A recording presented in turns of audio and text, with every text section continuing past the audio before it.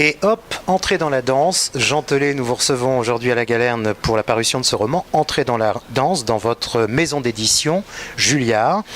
Jean Telet, vous avez raconté d'où était venue l'idée de ce livre, mais j'imagine que vous avez été pour le moins surpris de découvrir ce fait divers. Ben oui, j'étais surpris, notamment parce que c'est une histoire évidemment que je ne connaissais pas, et cette histoire-là, ce phénomène-là de danse collective n'est arrivé qu'une fois sur Terre. C'est jamais arrivé avant 1518, c'est plus jamais arrivé après. C'est un phénomène unique, et c'est une épidémie de danse, mais comme une maladie, et c'est-à-dire que qui était contagieuse visuellement. Les gens voyant les danseurs se mettaient à danser, et ils ont été d'abord des dizaines, des centaines, puis des milliers. Et à un moment, on pense même on sait qu'il y a eu plus de 2000 morts, parce que les gens, quand ils se mettaient à danser, ne pouvaient plus s'arrêter. Ils dansaient nuit et jour, ils se retrouvaient les pieds en sang, les cartilages apparents et tout. Ils mouraient d'épuisement, de crise cardiaque. Les médecins déambulaient au milieu des danseurs en se disant mais qu'est-ce que c'est que cette maladie? On a lu Hippocrate, on a lu tous les médecins grecs, anciens, romains. Aucun ne fait mention d'une maladie semblable. Et Shakespeare, qui a appris ça beaucoup plus tard et qui a été fasciné par cette histoire, dans une de ses pièces de théâtre, lui a donné un drôle de nom à ce phénomène. Il a appelé ça The Dancing Plague, la peste dansante. Et voilà, c'est une maladie très étrange et unique.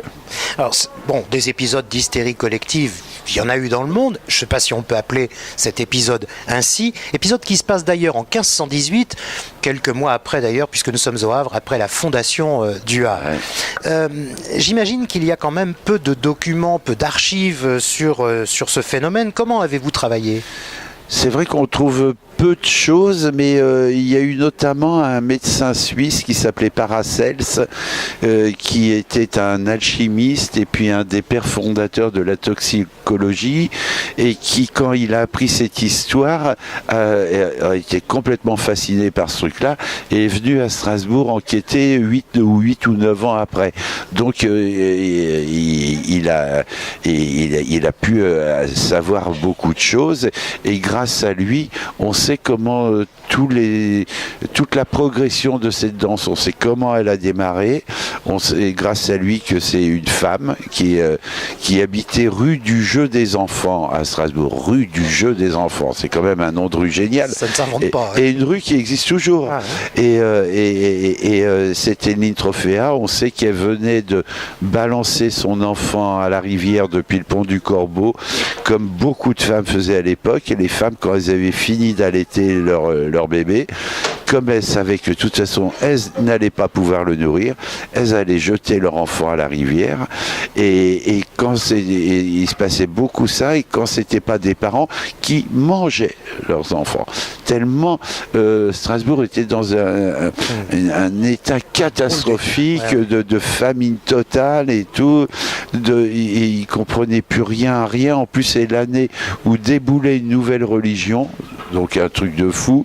Tout d'un coup déboule le protestantisme. Enfin, c'était un bazar, et ce livre raconte, le personnage principal de ce livre, en fait, c'est la danse, de son apparition jusqu'à sa disparition 2 mois et demi plus tard. Alors, chacun évidemment y va de son point de vue, le clergé, les scientifiques, les médecins. Oui, les médecins étaient complètement désarçonnés, mais l'évêque, qui s'appelait Guillaume de Honstein, lui disait ce qui arrive aux Strasbourgeois, c'est une punition divine. C'est Dieu qui les punit de ne pas acheter des indulgences pour la construction de la basilique Saint-Pierre de Rome, parce que c'était pile à ce moment-là qu'on construisait la basilique, et le clergé avait trouvé une drôle d'idée, c'était que les gens, s'ils donnaient de l'argent pour la construction de la basilique, Dieu avait promis à Léon X qu'il y aurait des réductions de temps de purgatoire et d'enfer.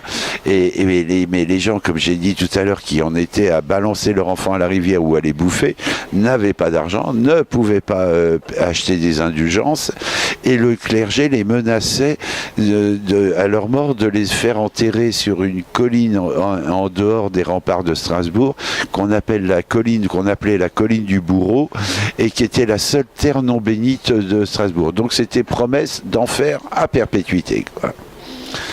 Alors, on retrouve évidemment dans le roman tous ces éléments, comme souvent chez Gentelet, j'allais dire presque comme tout le temps, on retrouve évidemment des éléments d'histoire. L'histoire est importante, vous évoquez effectivement l'avènement d'une nouvelle religion, et puis la naissance de l'imprimerie également, qui a son importance. Mais oui, parce qu'une trentaine d'années auparavant,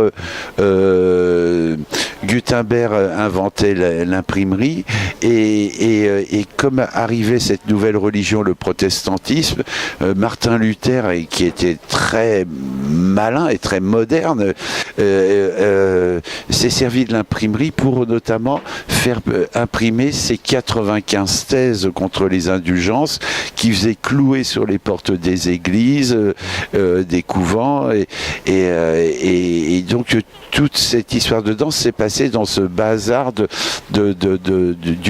où on passait d'une religion à une autre. Et d'ailleurs, le catholicisme s'est tellement mal comporté à Strasbourg que les Strasbourgeois ont foutu à la porte les catholiques pendant 150 ans avant qu'ils reviennent en ville, et c'est les protestants qui ont pris la place. Pour terminer cet entretien, Gentelet, une confidence. Il doit vous arriver quand même souvent que l'on vous parle de ce genre d'événements, de personnages pittoresques, de bizarreries de l'histoire. Oui. Souvent, il y a des gens qui me disent « Mais est-ce que vous connaissez l'histoire de ceci, le truc de cela, etc. » Et très souvent, c'est comme ça que m'arrivent les idées de romans historiques. Voilà. Et j'imagine qu'il y a encore des idées qui trottent. Il y a des idées qui trottent, mais le prochain, normalement, si je ne change pas d'avis, ça ne sera pas un roman historique. Il faut alterner. Le précédent, Comme une respiration, ne l'était pas, et ça risque que le prochain ne le soit pas non plus. Il faut varier les plaisirs. Exactement. Merci Gentelet. Merci à vous. Merci beaucoup.